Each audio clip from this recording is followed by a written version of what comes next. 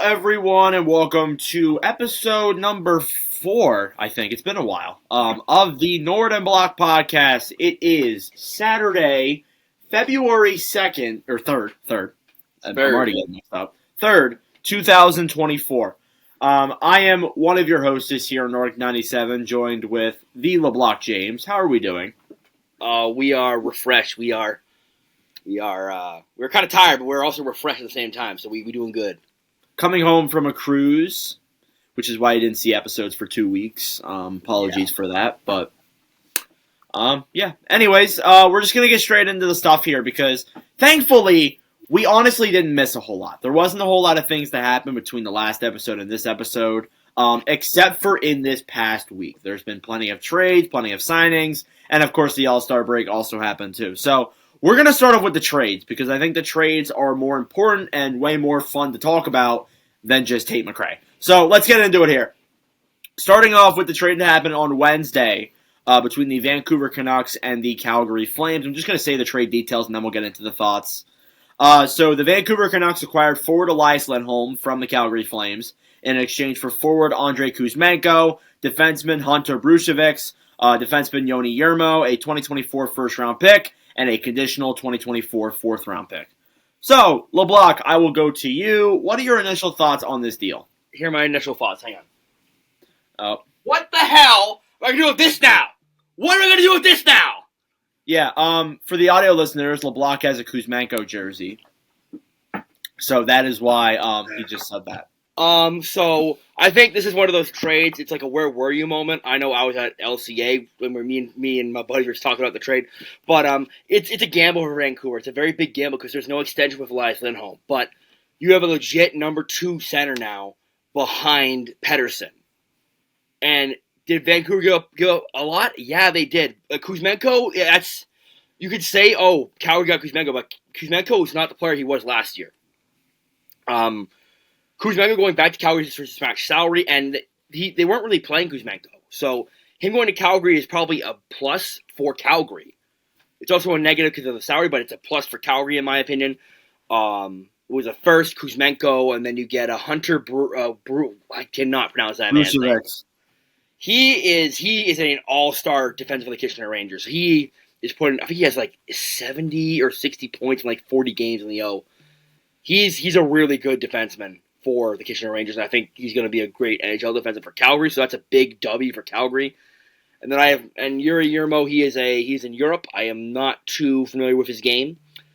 But yeah, I think Calgary did really good. I think Vancouver did very well as well, but once again, you don't see trades often that trade with rivals get like a big package like this. So I give Calgary an A+.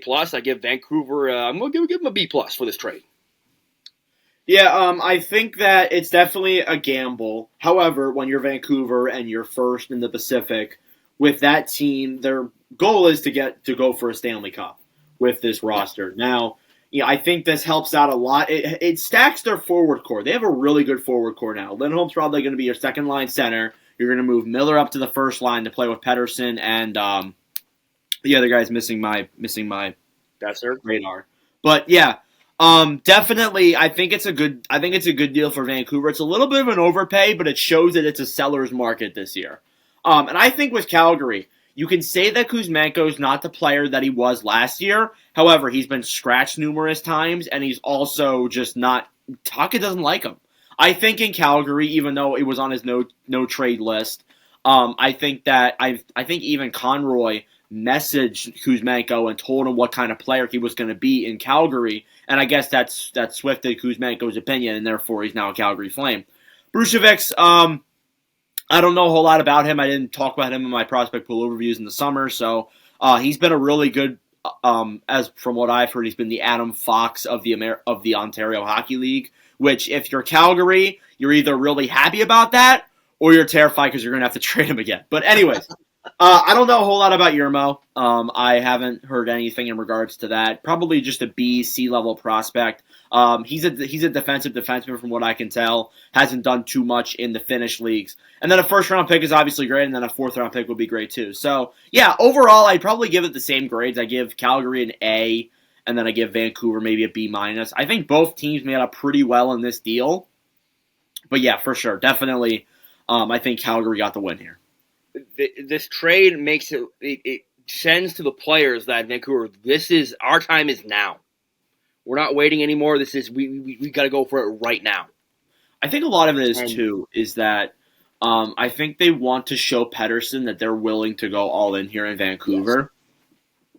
Now, Vancouver has had a history of trading picks before, or just trading picks in general. But I think this trade really defines that they're going to go for it this year. And I think I think a lot of it is too just to show Pettersson that we're ready to go and we're going to win now in Vancouver. And I really hope too that this isn't just a one-off season. I really hope they do well after this year too, because they're a really fun team to watch.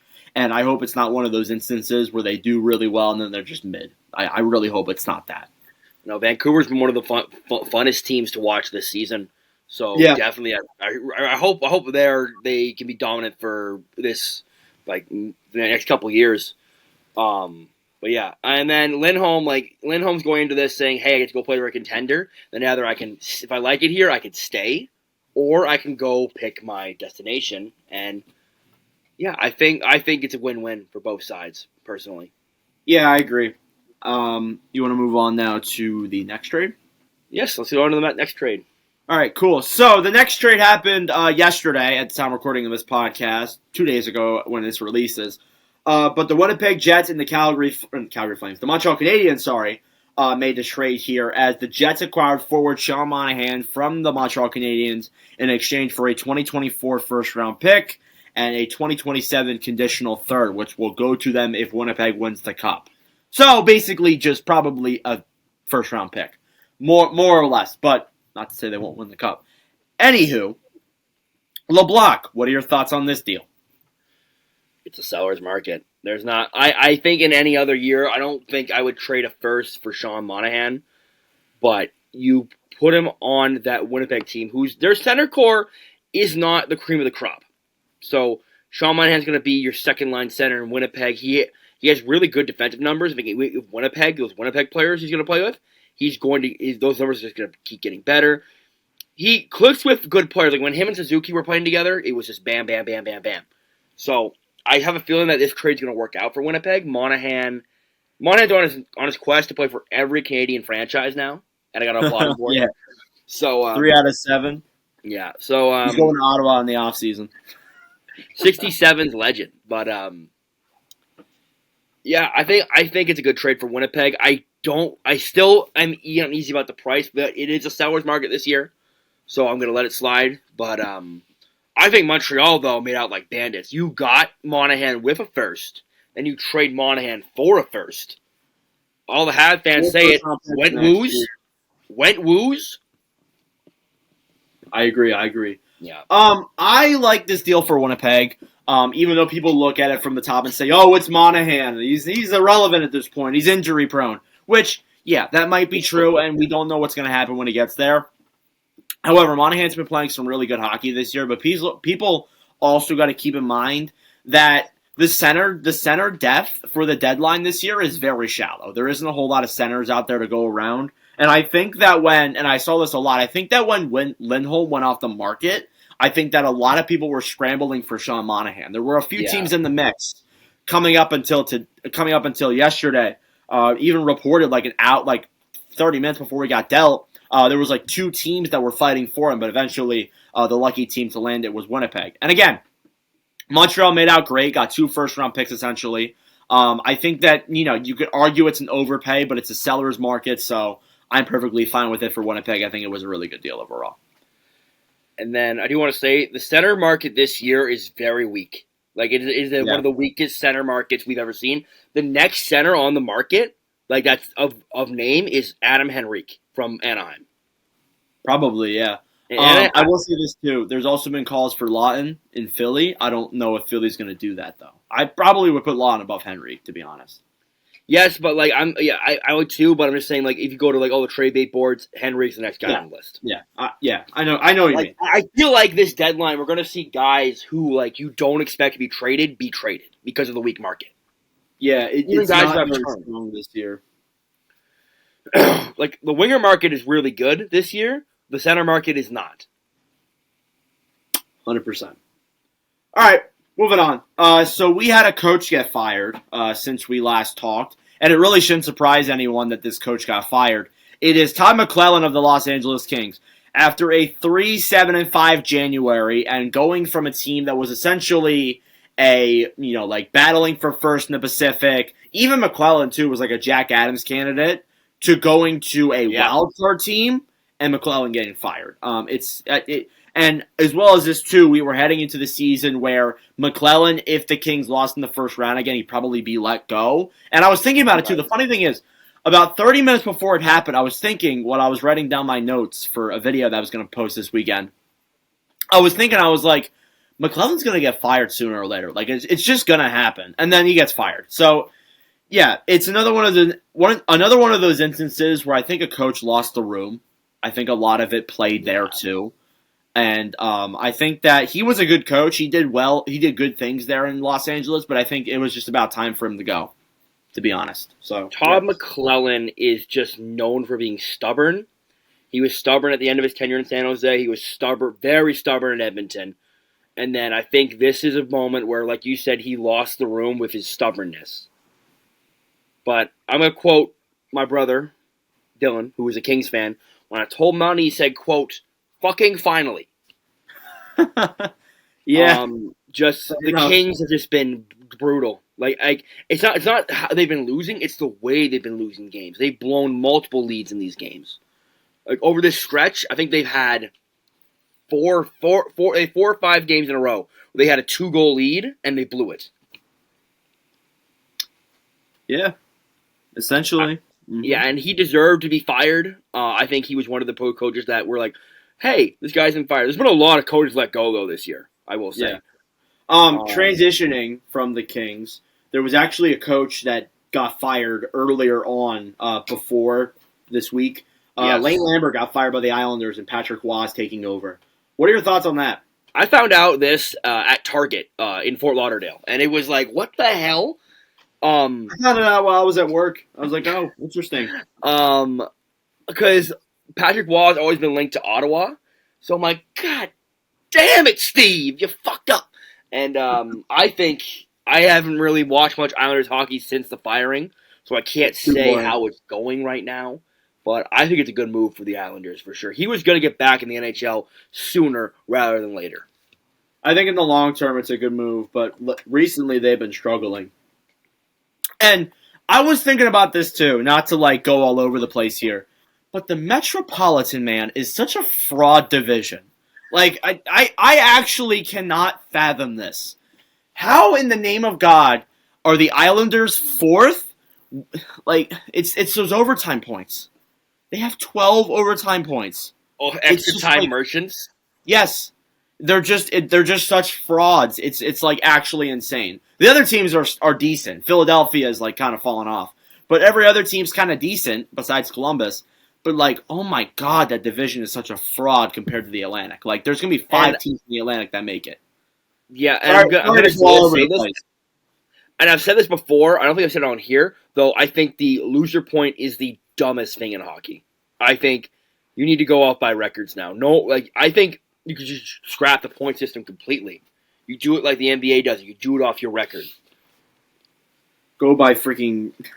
Go by wins. Go by wins. If you have more wins, you deserve to be higher than them. I'd be interested to see what how the PWHL system would work in the NHL, though. I think that would be interesting. When I first opened up Chell this year for a franchise one, I actually did the PWHL system. I did the 3-2-1. So that's how they do it in minor hockey up here. So, and it just, the result I got was, wow, these point totals are out of control. Yeah, I know teams are probably getting 160, 170 points. Teams get 80, 90 points missing playoffs. God damn, I just feel like they need to do something about the loser point. That's just me because you can't I think last year Calgary had 16 overtime losses. Yeah, I agree. That's a little ridiculous. Yeah, to get 16 points off losses is ridiculous. Yeah. We do have a few other things we need to talk about. There's a few things we missed, some big things that we probably should at least touch base on. You know Before what? we get into the All Stars. The Hockey Canada situation. What do you got to say? I was going to say something else, but we'll do this first. So, so 5 players from the 2018 World Junior Team are facing repercussions. They've been arrested. They're in for questioning. The trial is expected to happen in 2 years, so in 2026. Those players are Carter Hart, Michael McLeod, Ty Smith. I saw them today. Cal Foote. Why am I blanking? Formanton and Dubé. So, I'm not going to say a lot because a lot of it we don't really know right now. We'll know on Monday a little bit more, but as of right now, we don't know a ton besides just the players. I hope that the situation gets solved the right way. I hope the players, if they were involved, are held accountable. And I just hope that it ends in a happy resolution, if that makes any sense. If they're guilty of what they're accused of, then they deserve to give them the book, lock them, throw away the key. It's like I said, it's a very dark moment in hockey. It's something you don't really want to talk about, don't really want to see, especially now with the Me Too movement and everything like that. But this is just I'm not going to say the report details, but if you've read the report details, you know this is a very, very, very serious allegation. It's a very, very serious crime, and it's sad because yes, these were kids when they're doing it, but the repercussion of this just outweighs that. It's a sad moment, and I hope the victim can find peace at this time.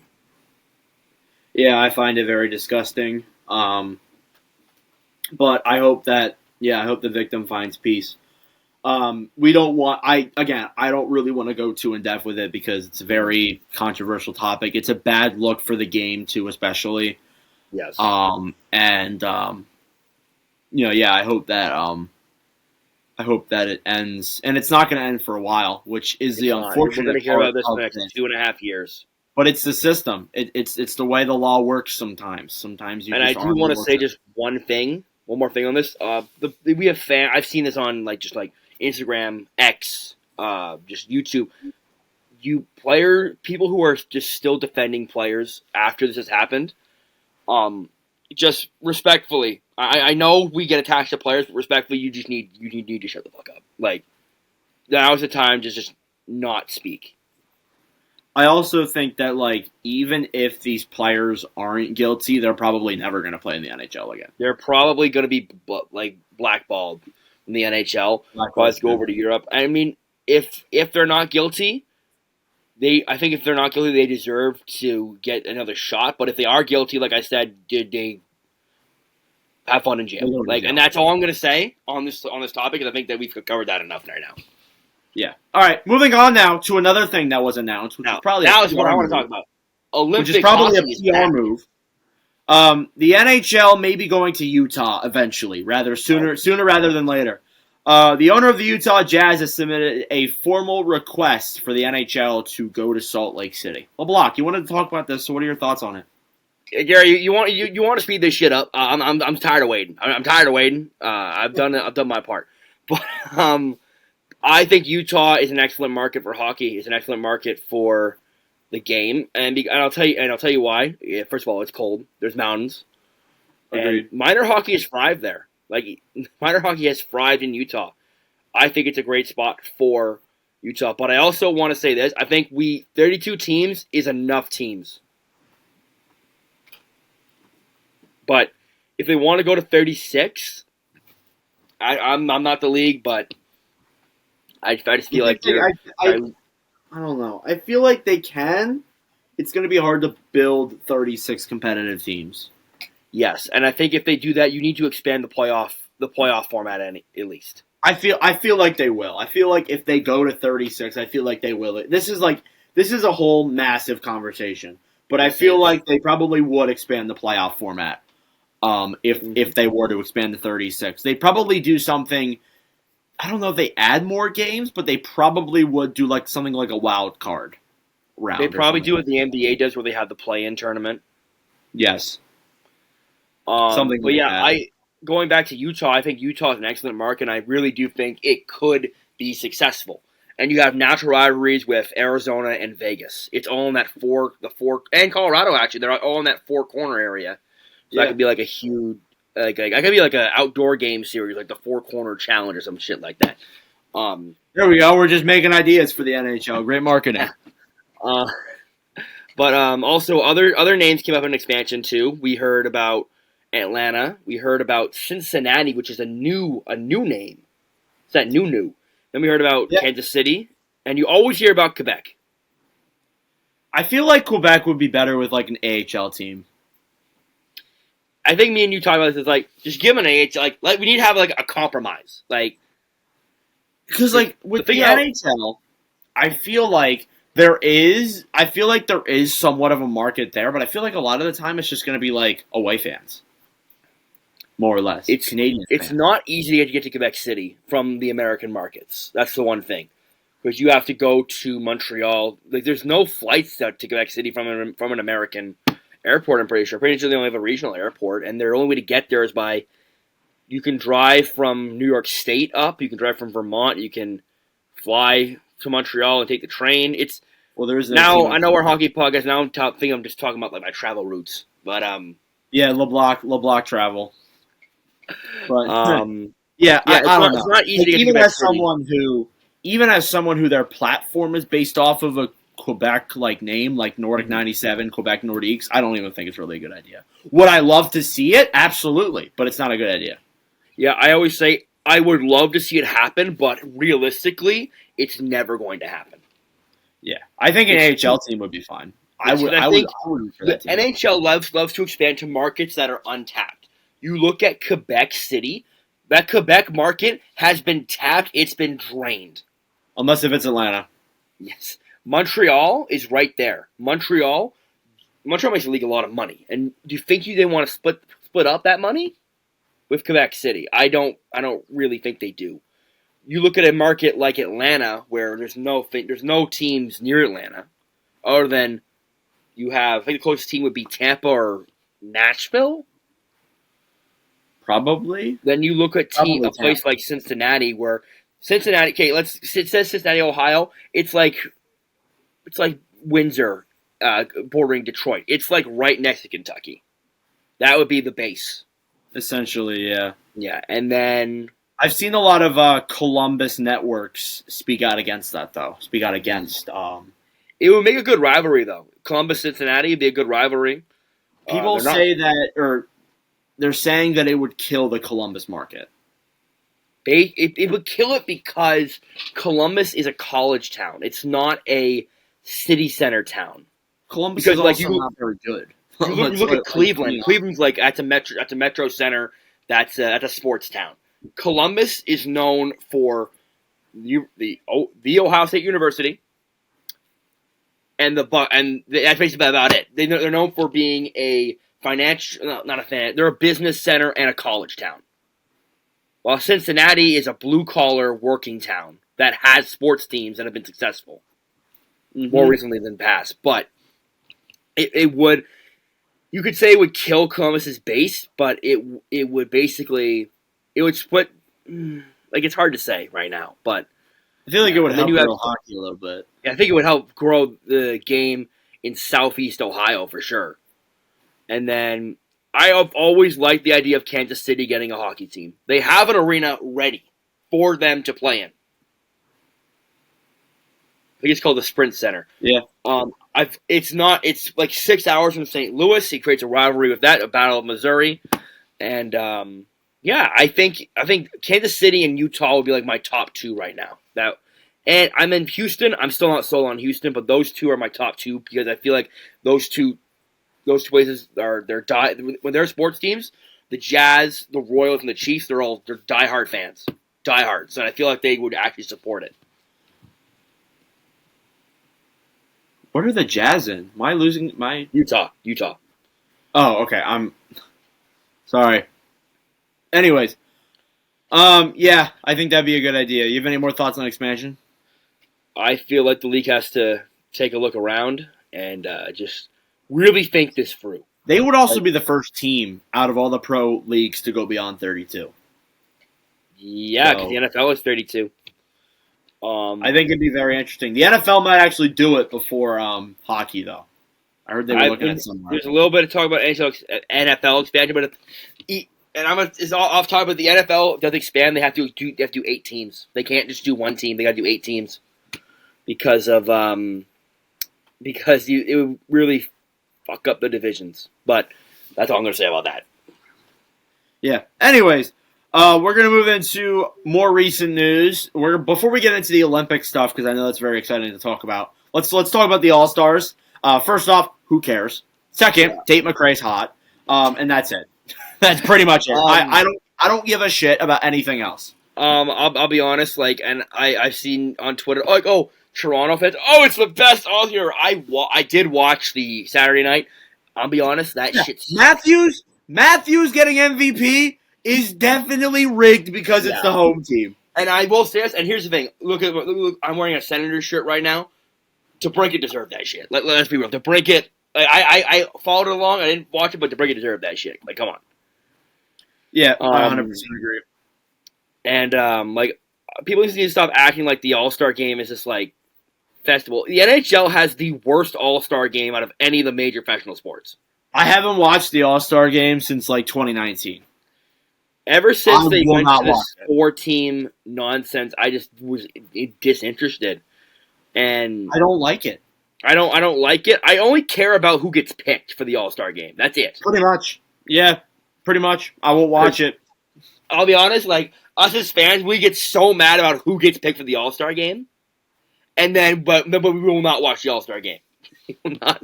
Yeah. Because it's just it's all for the media. It's just so it's for the children. That's what let me be honest. If the All-Star game was in Philadelphia, where I live, I would go. I would love to go see it and love to go see everything. If it's not in my city, I don't fucking care. Yeah, I don't care. I have a story. So I was at the Red Wings Senators game the night before. I had to train into Toronto to get a connection back home, and there was so much security. Because to get to the bus station in Toronto, you have to go through Scotiabank Arena. Yeah. So I had to be detoured out. I swear I took to spend half an hour walking around the arena trying to get home. Dude, I just want to get to my bus. Come on. And yeah, basically, and the All-Star game is just, I don't think it's a sham because I'm sure some people really care about it. People really like it, but I'll be honest, if I was in Toronto going to the All-Star game, maybe I would care, but I just don't care. Yeah, I think, again, like I said, if it was in my city, I would be able to go. I'd be able to see all these players from around the league in person. But, watching it on TV is just so boring.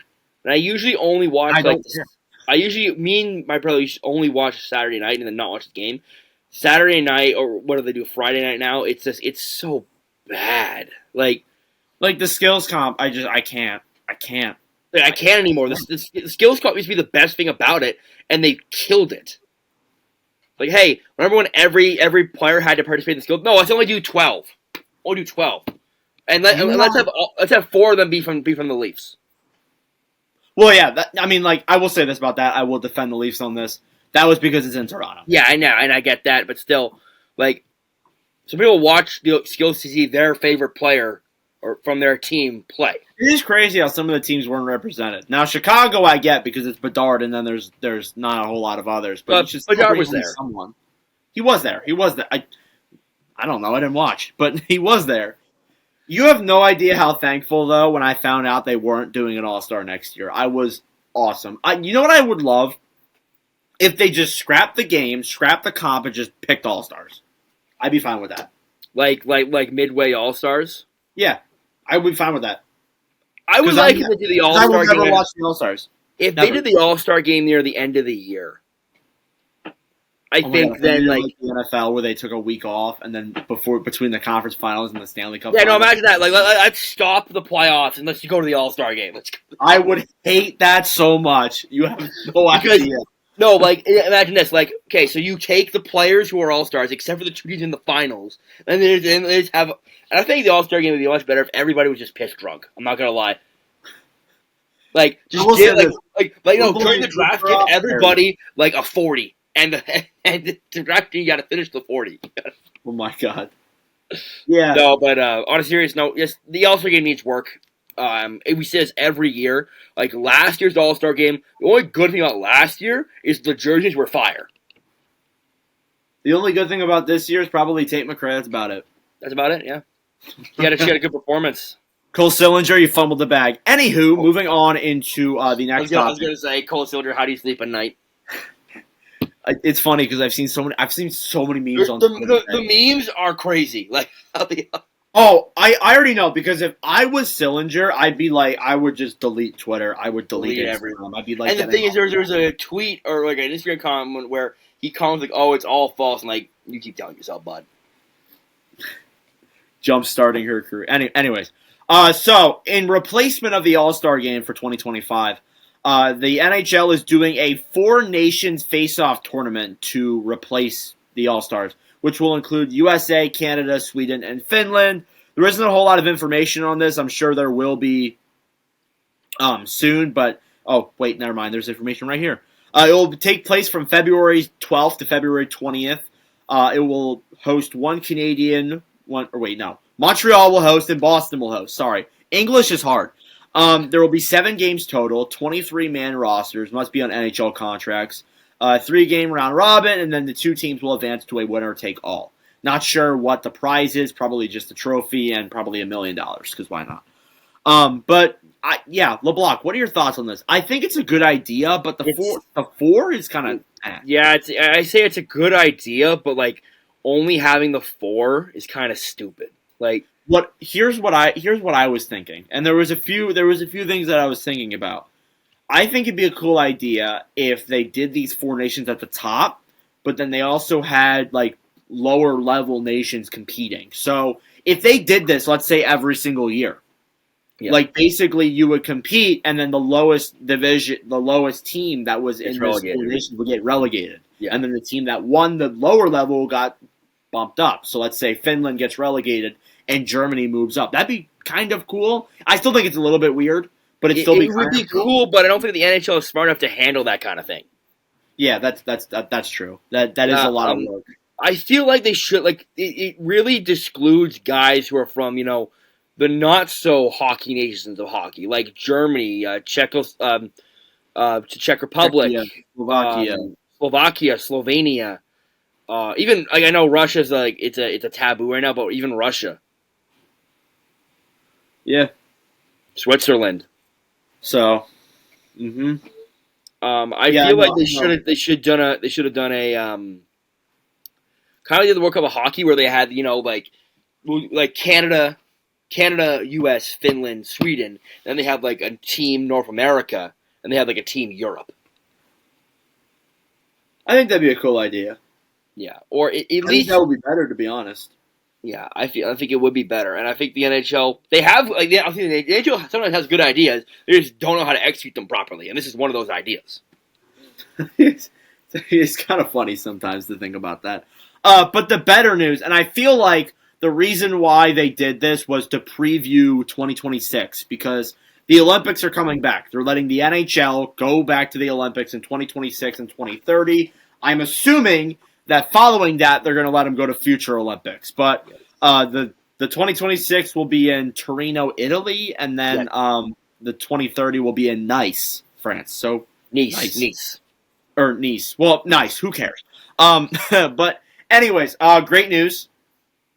I have never seen the NHL in the Olympics since I became a fan. So it's going to be very interesting to see this. Call me old, but I remember seeing it every year. I remember seeing it every Olympics. It was great. I remember the golden goal. When was the last time they did it? 2014. Oh yeah, that was way before I started watching hockey. Yeah, in Sochi. Oh yeah. But yeah, Olympic hockey is back, and I used to, in the words of Philadelphia legend Meek Mill, I used to pray for times like these. Oh yes, I used to pray for times. I think it's gonna be great. It's good, and they always say grow the game. What grows the game better than the Olympics? on the center stage of the world. Yep. 100%. And you look at and like it's fun to like mock like the teams, what's gonna happen, but like you don't tell me you don't want to see McDavid, Bedsy, and Crosby on the same team. Oh yes, please. That's gonna be so much fun. And I actually cannot wait. You want to see Matthews with Kyle Connor and Demko and Hellebuck. Yes. And This may be something we do in the future. This may be something we do in the future. We may do like a Canada team, a USA team. We may do that. For the Four Nations, we absolutely will. Maybe that's another episode topic, but we definitely probably will do that in the future. Yes. So stay tuned for that. That'll be fun. Anyways, that's all I got for news. Do you want to get into the draft stuff? Let's get into the trade stuff first. Trade stuff?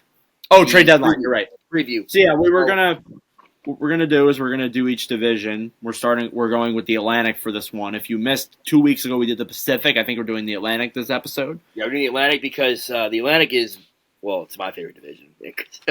Oh yeah, it's the best division. But anyways, let's start off with the Boston Bruins. I forget how we did this. Did we do like needs and what and needs and needs and what we said they would do. So Boston, buy. Yeah, I think that's going to be a lot of it. The Boston Bruins are going to buy. They have to buy. They're in win now mode right now. You need to buy. Yeah, there isn't a whole lot to it. They need to just buy in and try and go all the way.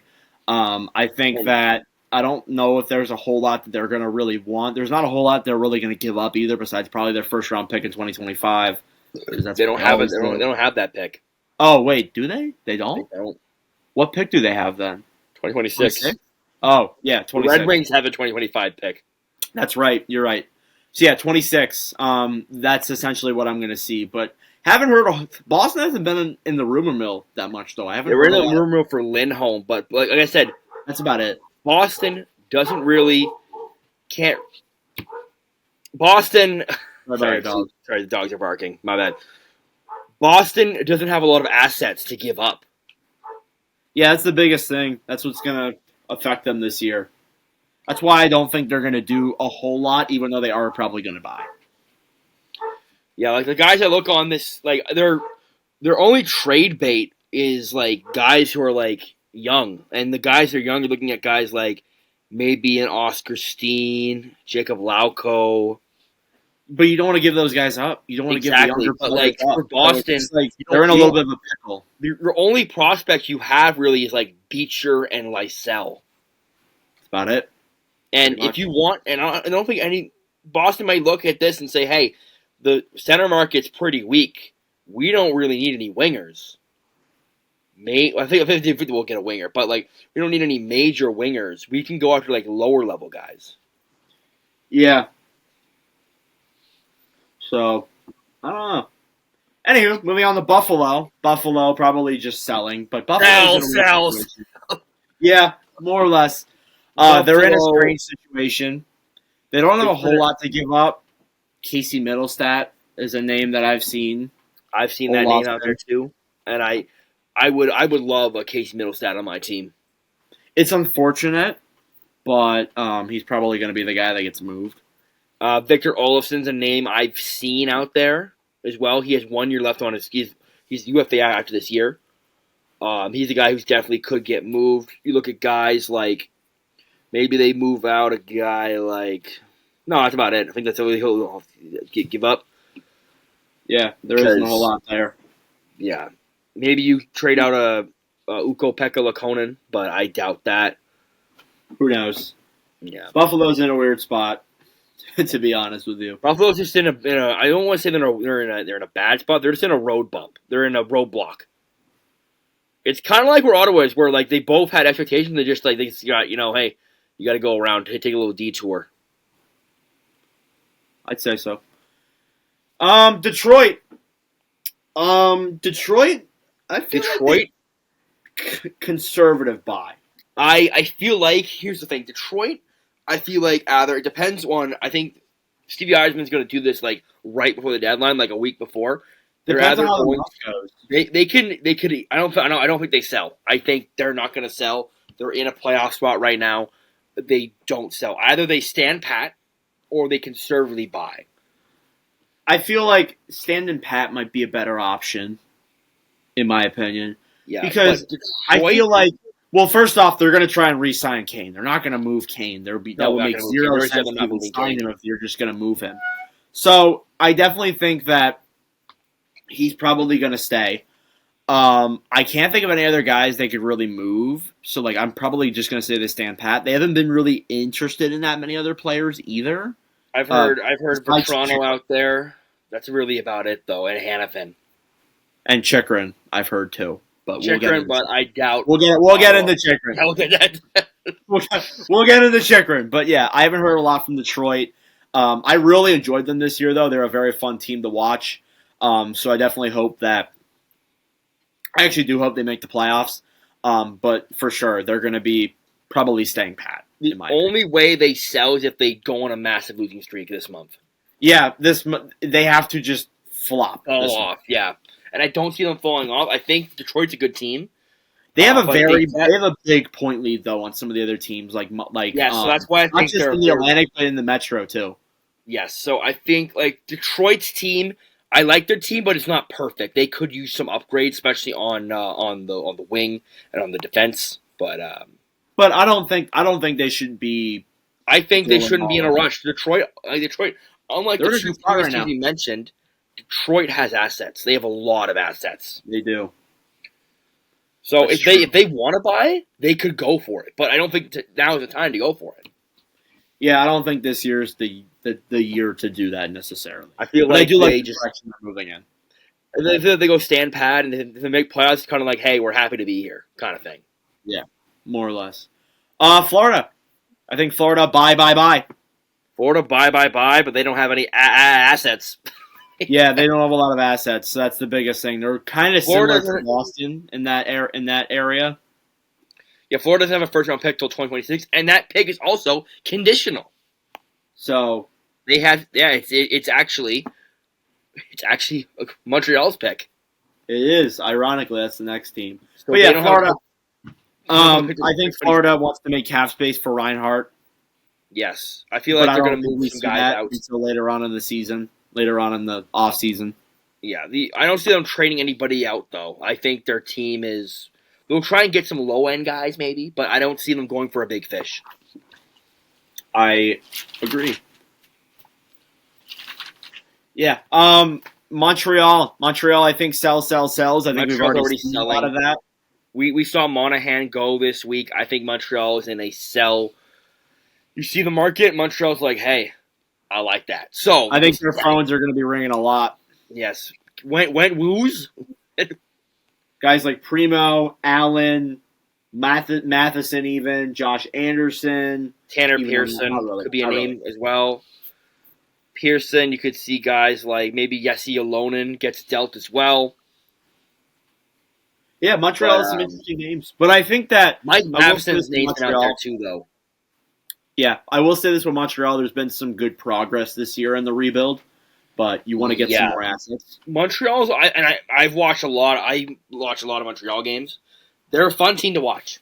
They're scrappy. They'll put up a fight. They're bad, but they're competitively bad.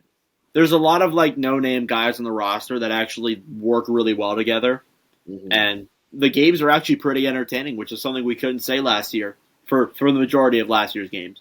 All Montreal games go to overtime, I swear. All Islander games go to overtime. It's like they're the Islanders of the Atlantic. Anyways. Ottawa Senators. Sell. Everything.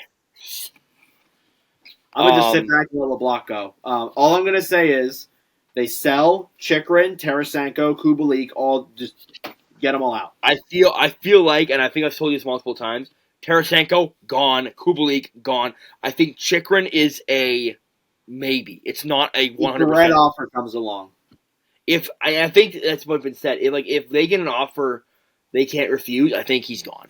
But I don't think they're actively shopping Chychrun. I think they're just listening to offers.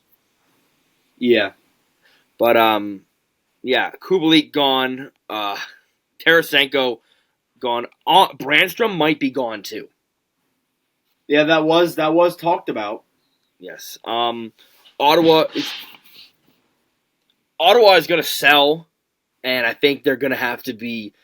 They need these moves to pay off. They cannot afford to have a bad trade-off, a bad move. Yeah, I agree. Tampa, I think buys, but there isn't a whole lot of assets. I think that there isn't a whole lot of players I could say on Tampa that get moved. I think Tampa's more or less just buying in. They're probably going to trade draft picks again.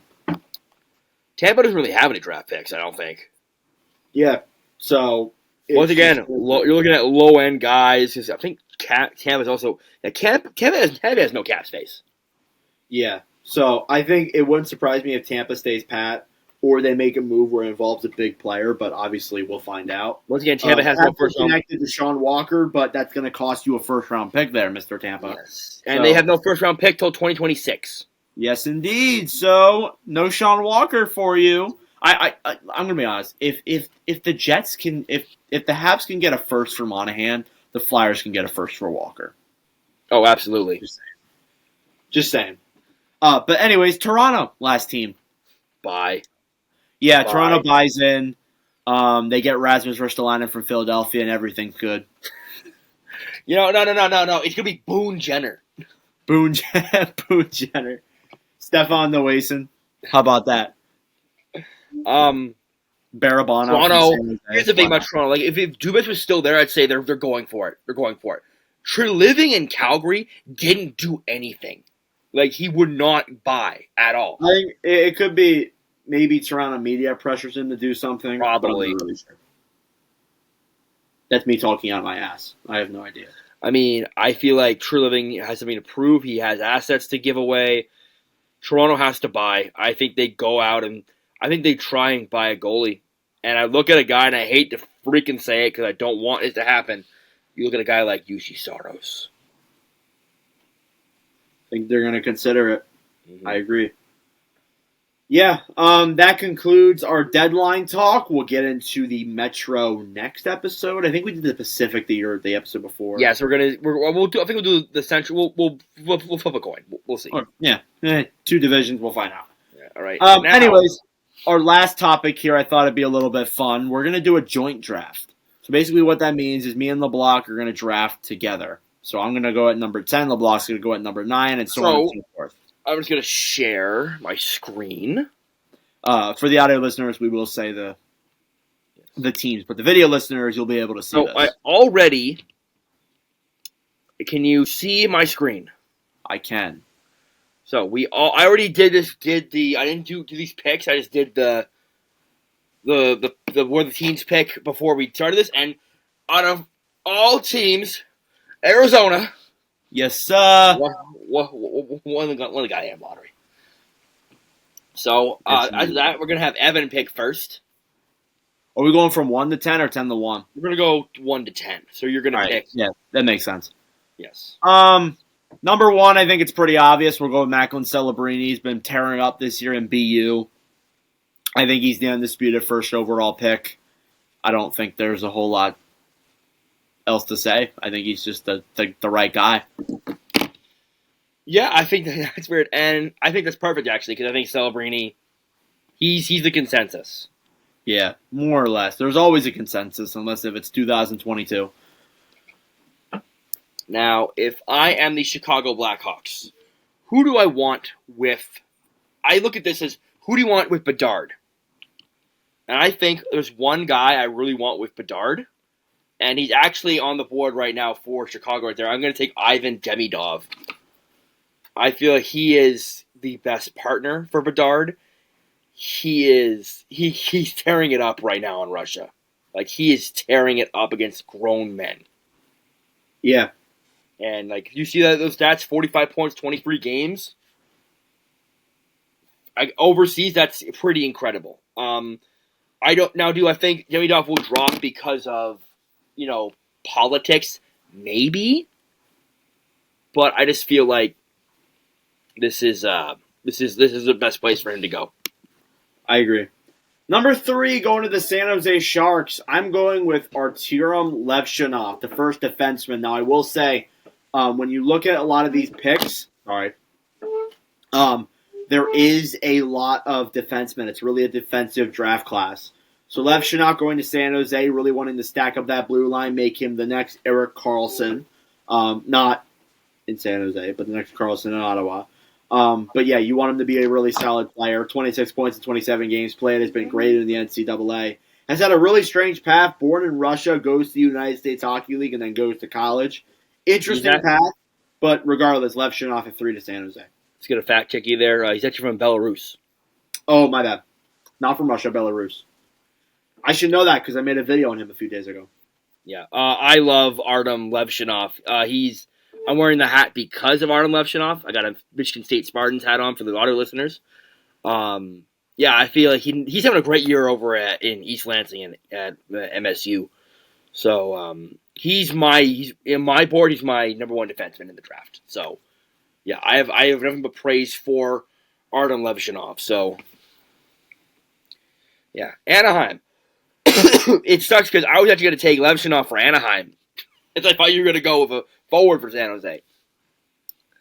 So I look at Anaheim, and I'm going to go off the board a little bit. I think Anaheim, they just traded away Jamie Drysdale. You know who they're going to get? A right shot defenseman, Zane Parikh out of Saginaw. Wouldn't surprise me.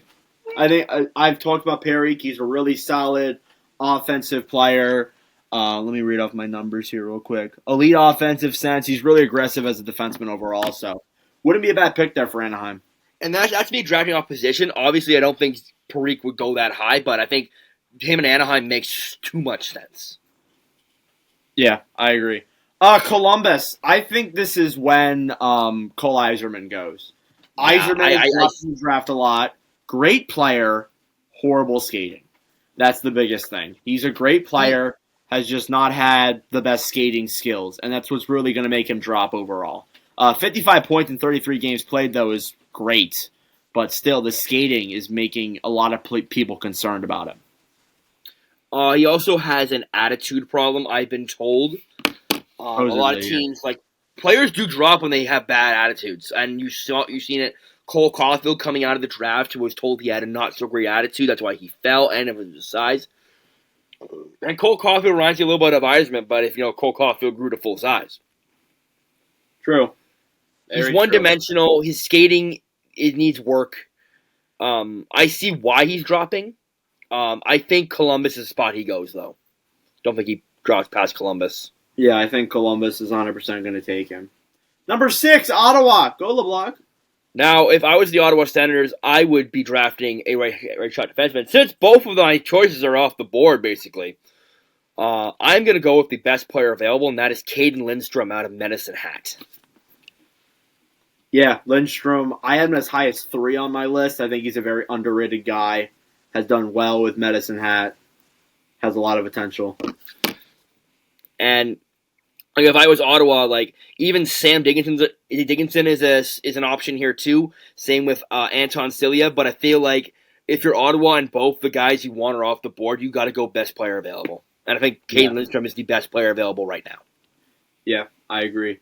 And number 7 is my boy Sam Dickinson. For those who don't know, that is my last name. He's not related to me.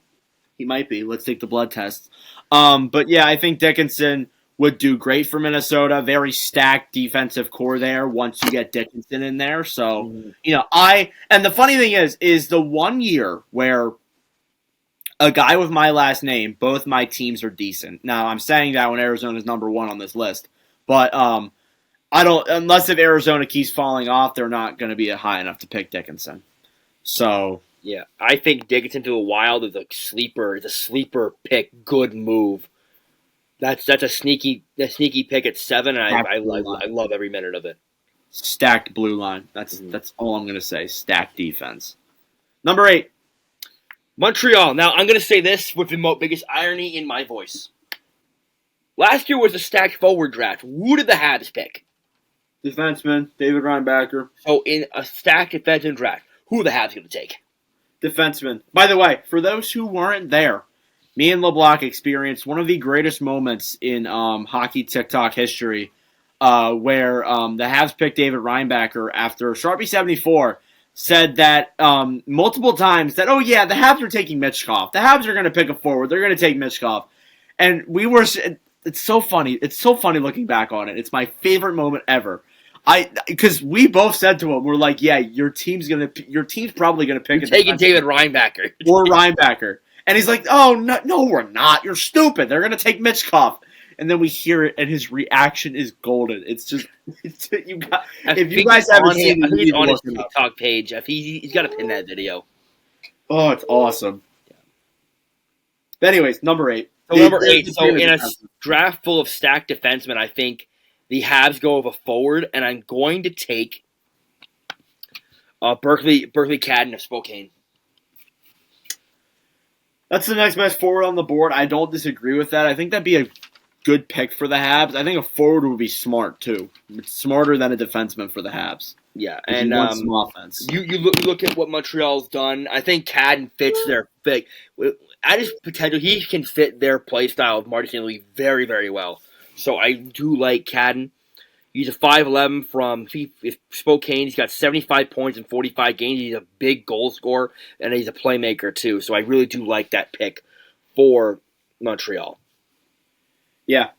Number 9, Buffalo. I think Buffalo, you look at them, they're a team that probably does need a defenseman because their defense has been an issue this year. I'm taking Zeev Buium as the guy that's on the list there, torn it up for the NCAA. And I think that's Denver. Is it Denver? That is Denver. He plays at Denver. He was really good at the World Juniors for the United States. The World Juniors. And that really raised his stack up. Like, when I was doing my mock drafts before the World Juniors, like, dude, you got to have Z Bruneman here. I want to be honest, I did not know who that man was. I didn't know who he was either. I recognize his name in the World Juniors, but, now that I made my mock draft on YouTube, now I know a lot of these prospects. I'm glad I did that before we did this because I have no idea who the hell half these guys even are. Yeah, so then after the World Juniors, like, sir, I wasn't familiar with your game. Yeah, I agree. All right, and finally, number 10. Number 10, I want to be funny here and go TJ Ginla for Calgary, but I'm not going to do that. I feel like it could happen. It could happen, but I think if I am Calgary, I am salivating seeing Anton Siliev still on the board, and I'm going with him. Big body defenseman, 6'7" defenseman, big hitter. He's a tank. He's a tank, and honestly, I'm surprised me or you did not take him sooner. I'm a big fan of him. Every NHL team, every executive loves a defenseman above 6'5". Yes, please. Yes, please. I would love a 6'7" guy on my team. Maverick Lamoureux for Arizona reminds me a lot of Siliev. Yeah. So, and that is 10. I think we're going to take this mock draft here. We're going to post it on the page for everyone to see. And we'll have a picture of my face beside my picks, because I'm of course built like that. But yeah, anyways, I believe that's all we have for this episode. That is all. Yeah, that's all we have for the episode. We don't want to go much longer because A, we've already reached an hour, and as well as that too, it's our first episode back in a while. We just want to get back into the groove. Next week we will be back. I am available. I'm not sure if LeBlock is, but I will be around to record. We will be recording late because I'm going to the Sens Leafs game. Oh, I'll probably be hanging out with my girlfriend, so I'll be late too. But anywho. Thank you all very much for listening or watching this episode of the Nordic Leblock podcast. Really hope you did enjoy it. Make sure to leave a like, hit that subscribe button down below, or if you're listening, give a good review, do all that good stuff. Follow the Twitter, follow the Instagram, and tell your friends. Thank you all. Your friends need to know about this. Tell your friends. Anyways, thank you all for watching or listening, and we will see you guys in the next episode. We will see you later. Ciao. Adios. Oh my God! Wait, no, wrong button.